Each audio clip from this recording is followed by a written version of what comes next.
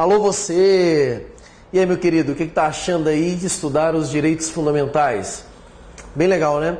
Materiazinha mais suave, mais tranquila. Tem vários pontos assim legais que podem ser trabalhados em prova. E eu te garanto, se você estudar bem, revisar nossas aulas, assistir, prestar atenção, fazer exercício, ler o material, cara, você vai gabaritar essa parte de direitos fundamentais. Uma parte que não tem muita dificuldade. Só que você tem que se dedicar. Né? Ninguém consegue passar em concurso público hoje sem muita dedicação. E a dedicação não é que você tem que fazer um negócio assim, sobrenatural. Não, você tem que estudar, pô. É só isso que você tem que fazer. Você que está começando a sua caminhada, está estudando aqui com a gente, com a equipe Alfa, presta atenção em todas as dicas que os professores vão lhe dando. Sempre acesse o site da equipe Alfa, a gente está dando ali um suporte para você, emocional, um suporte ali de motivação, dicas de estudo, porque é isso que vai fazer você um camarada forte na sua preparação, perfeito? E nós estamos contigo até a sua aprovação. Então, fica com a gente que a gente jamais vai te largar. E para a gente continuar nosso fortalecimento em direito constitucional, eu trouxe aqui mais algumas regrinhas gerais que também sempre caem em prova. E você precisa saber, você precisa memorizar, você precisa guardar ela no seu coração. Vamos lá? Primeira regrinha que eu quero compartilhar com você diz respeito à força normativa dos tratados internacionais. O que essa regra aqui tem a ver com os direitos fundamentais? Lá no parágrafo 3º do artigo 5º, nós temos um dispositivo que permite a um tratado internacional incorporar direitos fundamentais no direito brasileiro. Veja, ele não diz que um tratado internacional vai alterar a Constituição Federal, não. Ele diz que um tratado internacional ele pode trazer uma regra nova e esta regra pode ter o mesmo status de uma regra que está prevista no texto constitucional de direito fundamental. Né? A Constituição então diz que um tratado internacional ele pode ter força normativa de uma emenda constitucional. Daniel, o que é uma emenda constitucional? Emenda constitucional é a única espécie normativa capaz de alterar o texto da Constituição Federal. Todas as vezes que alguém equipara uma norma à emenda constitucional, é como se esta equiparação fosse a própria Constituição Federal. Então, dizer que um tratado internacional ele pode ter força normativa de emenda à Constituição é dizer que ele vai ter o mesmo status da Constituição Federal.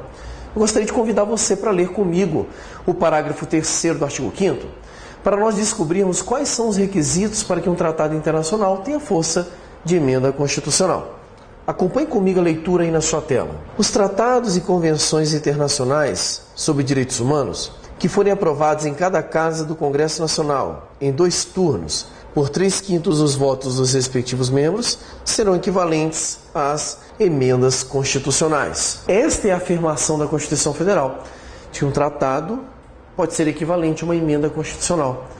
O que você tem que levar para a sua prova é o seguinte: o que um tratado internacional precisa para ter força de emenda constitucional? Então ele precisa, primeiro, tem que ser de direitos humanos. Só pode ter força de emenda constitucional se esse tratado for de direitos humanos. Segundo, ele tem que ser aprovado nas 2 casas do Congresso Nacional, na Câmara e no Senado. Terceiro, ele tem que ser aprovado em 2 turnos de votação. Ou seja, 2 turnos de votação numa casa, depois 2 turnos de votação em outra casa. E por último, em cada turno, você tem que ter o voto de 3/5 dos membros de cada casa. É assim que o tratado internacional poderá ter status de emenda constitucional. Você precisa decorar isso aqui, porque isso aqui é uma das questões mais cobradas em prova nos dias de hoje. Ok? Decore esses requisitos e somente se tiver presente todos estes requisitos é que um tratado internacional pode ter força de emenda. É muito comum em prova você encontrar, por exemplo, dizendo assim, todo tratado internacional de direitos humanos tem força de emenda. Está errado. Não são todos. Apenas os direitos humanos que preencha esses requisitos. Então, muito cuidado com este detalhe aqui na sua prova. Perfeito?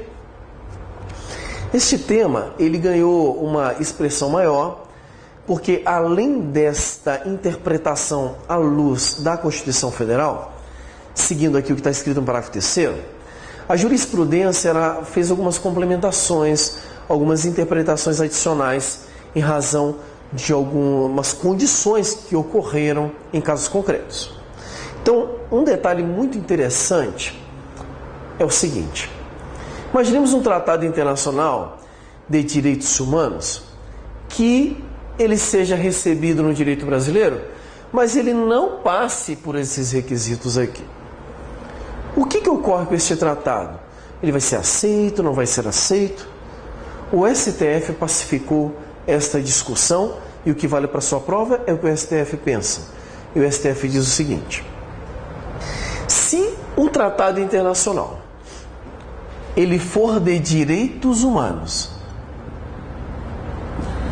mas ele não preencher esses requisitos, ou seja, esses requisitos aqui é para ele ser aprovado com força de emenda. Se ele não preencher os requisitos, significa que ele for aprovado com força de lei ordinária. Então, se o Tratado Internacional de Direitos Humanos for aprovado com o quórum de lei ordinária, que seria a maioria simples, ele não pode ter força de emenda. Ele vai ter força de, atenção, norma supralegal. Norma supralegal é uma criação do STF. É um termo que você não encontra na Constituição Federal, porque é uma criação com peso muito doutrinário e foi criada na jurisprudência. Norma supralegal, como o próprio nome diz, é uma norma que está acima das leis. Dentro daquele esqueminha de hierarquia das normas que a gente sempre faz aqui com vocês, né? Eu teria aqui a Constituição Federal no topo, como norma fundamental mais importante. Lá embaixo eu teria as leis e outras espécies normativas. E exatamente nesse espaço intermediário é que eu teria as normas supralegais. Normas supralegais, então, elas estão abaixo da Constituição, porque elas não chegam a ter o mesmo status constitucional, mas estão acima das leis. Por isso, supralegal. Para um tratado internacional ter força de norma supralegal, ele precisa ser de direitos humanos. Mas ele não conseguiu ser aprovado com este quórum qualificado, então ele foi aprovado com quórum de lei ordinária, que é o quórum simples. Tratado internacional de direitos humanos aprovado com quórum simples, força de norma supralegal. Ok? E por último, nós teríamos aí a possibilidade de outros tratados internacionais. Outros tratados internacionais. Qual a força normativa de um tratado internacional que não seja de direitos humanos? Se um tratado internacional não é de direitos humanos, ele vai ter força normativa de lei ordinária. Ou seja, vamos imaginar que o Brasil tenha celebrado um tratado internacional comercial, ou de direito civil, ou de direito do trabalho. Se não é de direito humano, força de lei ordinária. Tranquilo? Esse esquema aqui é muito legal para a sua prova. Memorizem essas classificações, principalmente esses requisitos da força normativa de emenda constitucional, porque esse aqui não cai em prova, despencar em prova. Beleza? Vamos avançando então nas regras gerais. Um outro tema de regras gerais, sempre cobrado em prova, é o TPI. Daniel, o que é TPI? É o chamado Tribunal Penal Internacional.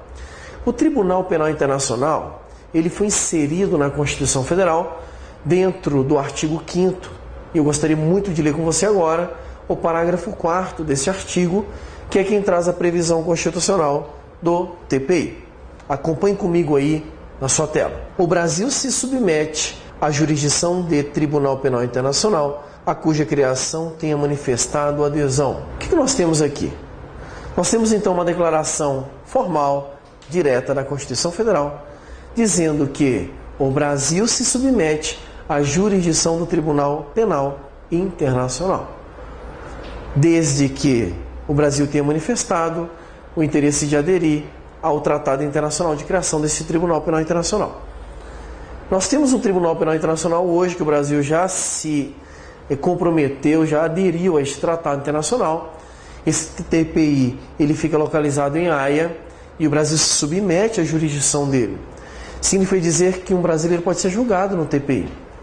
Mas, Daniel, o que esse TPI faz? Ele julga o quê?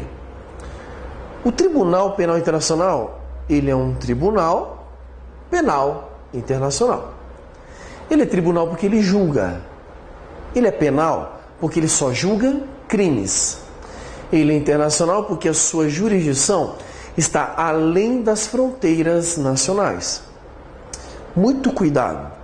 O Tribunal Penal Internacional, ele não é um órgão do Poder Judiciário brasileiro, muito menos uma instância recursal. Ou seja, não estou feliz com a minha decisão aqui no STF, vou recorrer agora para o TPI e depois eu recorro para Deus, que eu acho que ele vai resolver. Não tem nada a ver. Então, o TPI, ele é um tribunal que é de jurisdição extramuros. Ele está fora das fronteiras nacionais. Ele não julga qualquer crime, apenas crimes contra a humanidade. Por exemplo, crime de genocídio, crime de agressão estrangeira. É esse tipo de crime que o TPI vai se preocupar. Ele não vai julgar qualquer brasileiro, porque a jurisdição do TPI, ela é subsidiária, ela é complementar. O TPI só vai julgar um brasileiro se a justiça brasileira for ineficaz, se a justiça brasileira for negligente. Então, para que o TPI tenha competência para julgar um brasileiro e avoque para si esta atribuição, é necessário que a justiça brasileira seja negligente, que ela esqueça, que ela não julgue, que ela seja negligente. Cuidado com este tema. Por isso eu digo que o TPI tem competência complementar à justiça brasileira. Só pode julgar se a justiça brasileira não fizer. Ok? Um outro detalhe interessante é que você deve guardar o seguinte: o ato de entrega de um brasileiro ao TPI não pode ser confundido com as regras de extradição. Depois nós vamos estudar a extradição com você. Mas extradição não é entregar uma pessoa ao TPI. É outra coisa. O termo utilizado para o TPI é o de entrega. Literalmente, o termo é entrega. É pegar um brasileiro e entregar para o TPI. Qualquer brasileiro pode ser entregue ao TPI, considerando que esse dispositivo está no artigo 5º como uma regra de garantia fundamental. Tranquilo até aqui? Mas atenção, né? Memorize um texto constitucional, porque é ele geralmente que é cobrado em prova. De vez em quando aparecem alguns detalhezinhos comentando sobre o TPI, mas em via de regra você vai deparar apenas com o parágrafo 4º aí na sua prova. Beleza? E por último, nós vamos ter aqui uma regrinha muito interessante, sempre cobrada em prova. São questões assim mais doutrinárias, mais pesadas. Diz respeito à diferença entre direitos e garantias fundamentais. Lá no começo do artigo 5º, você vai encontrar um termo ali exatamente dando essa distinção. Vai falar assim, dos direitos e garantias fundamentais. Por que ele falou dos direitos e garantias fundamentais? Será que tem diferença entre direitos e garantias? Pois bem, os direitos, eles são diferentes das garantias. Lá no artigo 5º você vai encontrar direitos e você vai encontrar garantias. Os direitos são os bens jurídicos tutelados pela Constituição. São bens jurídicos dados pela Constituição para você. Enquanto que as garantias, elas são instrumentos, ferramentas, ações que visam proteger, que vão possibilitar a proteção do seu direito. De forma que você pode afirmar em sua prova que direito e garantia fundamental são institutos jurídicos diferentes. Tranquilo? Mas uma questãozinha de prova me chamou muita atenção, foi muito bacana. Falou assim: direitos e garantias fundamentais são diferentes, mas toda garantia é um direito fundamental. O que você marcaria nessa questão? Certo ou errado? Direito e garantia fundamental são diferentes, mas toda garantia é um direito. Certo ou errado? É claro que está certo, certíssimo. Mas Daniel, por quê? Se eles são diferentes, como é que eles podem ser iguais? Então, toda garantia é um direito. Por quê? Porque quando a Constituição fala assim, toma um habeas corpus para proteger o seu direito à liberdade de locomoção, ela está, na verdade, dando um direito de proteger o seu direito à liberdade de locomoção. Então, habeas corpus, além de ser uma garantia, é um direito. de forma que eu posso afirmar para você que toda a garantia é um direito fundamental. Tranquilo até aqui? Pois bem, para a gente finalizar aqui essa parte das regras gerais dos direitos fundamentais, tem só mais um tema que eu gostaria muito de compartilhar com você. É um tema que está vindo em prova, um tema que é trabalhado em poucas doutrinas, mas encontrei questão em prova, muitos alunos tiveram dificuldade, mas é bem tranquilo, que é exatamente o poder vinculante dos direitos fundamentais. Então aqui nós vamos ver um tema interessante, poder vinculante dos direitos fundamentais. Mas Daniel, o que é isso? Poder vinculante dos direitos fundamentais. Cara, bem tranquilo. Até porque a gente já fez uma abordagem que nos induz a perceber este poder vinculante dos direitos fundamentais. O que ocorre? Nós falamos com vocês sobre a eficácia dos direitos fundamentais, sobre a sua amplitude. Você já sabe que os direitos fundamentais, ele, num primeiro momento, ele é desenhado com um objetivo muito claro. E qual que é? Restringir, limitar a atuação do poder público. Você também sabe que na doutrina mais moderna e no perfil constitucional que nós utilizamos nos dias de hoje, a Constituição Federal ela não é utilizada apenas para limitar o poder do Estado ou para limitar a atuação do Estado ou para dar parâmetros nessa relação entre indivíduo e Estado. Ou seja, você também conhece a amplitude chamada de amplitude horizontal dos direitos fundamentais, qual seja a influência dos direitos fundamentais nas relações privadas, nas relações entre os indivíduos. Então, em suma, os direitos fundamentais, além de pautar a conduta entre o indivíduo particular e o Estado, que seria uma amplitude vertical, ele também atua limitando, dando parâmetro para as relações interpessoais. Perfeito. Quando eu falo de poder vinculante dos direitos fundamentais, a minha abordagem aqui ela é focada totalmente em relação ao Estado, ao poder público. Em que aspecto a Constituição Federal, através dos direitos fundamentais, ela vai limitar a atuação e vai vincular a atuação do poder público? Então eu consigo mostrar para você aqui, de uma forma bem interessante, como que a Constituição Federal, através de direitos fundamentais, vai fazer isso. Então nós temos aqui uma perspectiva de vinculação dos três poderes: poder executivo, poder legislativo e também o poder judiciário. A vinculação que eu quero trabalhar com você agora está exatamente sob essa perspectiva. Os direitos fundamentais vinculando, restringindo a atuação dos três poderes. E por que isso é necessário? Porque os direitos fundamentais, eles vêm como uma extensão de princípios constitucionais.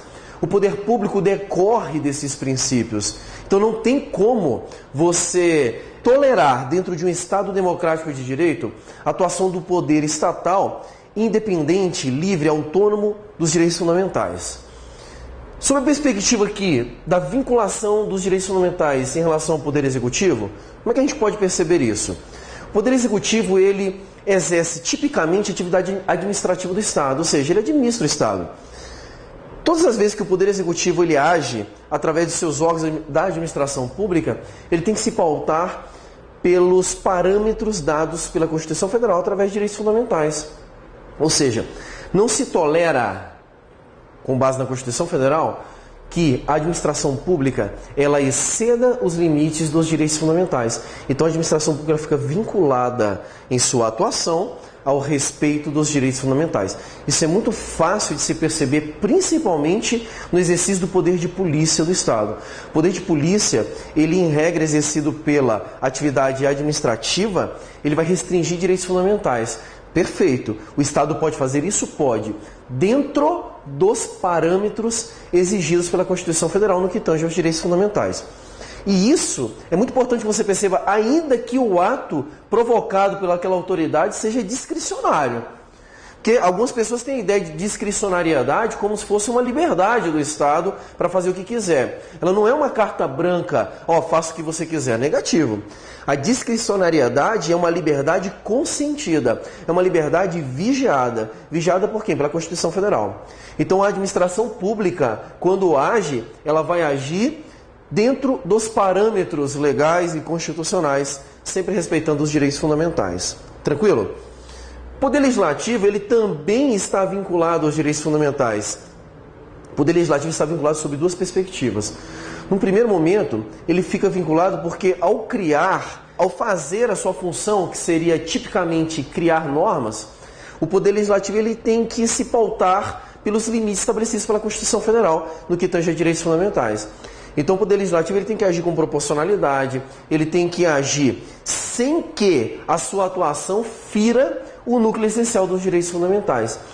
O Legislativo ele tem a liberdade de criar a norma, ele tem liberdade, inclusive, como poder constituinte, de modificar o texto constitucional. Mas ele vai estar o tempo todo limitado nessa atuação.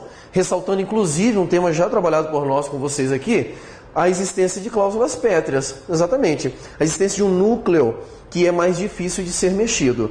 Ele pode ser alterado, mas não pode ser abolido, né? E lá vão se encontrar os direitos e garantias individuais. Então, num primeiro momento, o Poder Legislativo ele está restrito em sua atuação ao respeito dos direitos fundamentais. Ele tem que respeitar o tempo todo. Sob uma segunda perspectiva, o Poder Legislativo ele também está vinculado pelos direitos fundamentais à medida que uma grande parte dos direitos fundamentais são normas que não possuem eficácia plena. São normas que dependem da atuação do Poder Legislativo para complementar. Quando você lê a Constituição Federal, você vai encontrar várias normas como princípios gerais. Fica a cargo do Poder Legislativo complementar esses vazios.